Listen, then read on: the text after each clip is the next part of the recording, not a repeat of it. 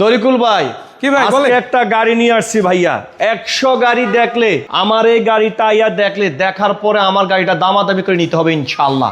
একেবারে personal use করা গাড়ি, জায়গাটা দেখেন পার্সোনাল ইউজ করা গাড়ি, একটা গাড়ি নিয়ে আসছি। ভিতরে বিস্কিট কালার, আউটসাইড আপনি সিলভার কালার, সামনের পিছনের সাইডের সকল গ্লাস হলো অরিজিনাল। মাশাআল্লাহ, এই যে দেখেন কথা বলছেন? হ্যাঁ, দেখেন ভিতরে লুকটা দেখেন একটু। আবার দেখছেন? উডেনও আছে, হ্যাঁ, মাশাআল্লাহ। উডেন আছে, খুব সুন্দর একটা ডিজাইন।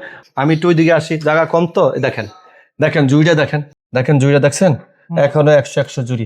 এই যে জাপানে যে স্টিকারটা এখনো ছিল, দেখছেন? আপনি খুঁড়িটা দেখেন ভাইয়া, একটু খুঁড়িটা দেখছেন, কত সুন্দর খুঁড়িটা দেখছেন।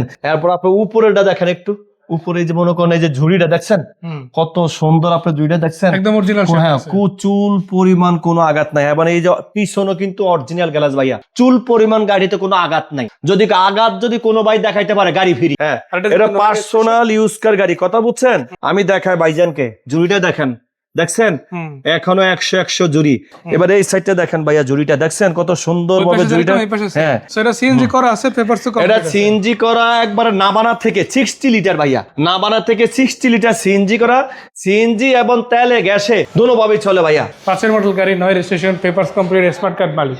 আমরা তো অনেক জায়গায় দেখি, অন্য জায়গায় মনে করেন 13, 13.5 দেয়।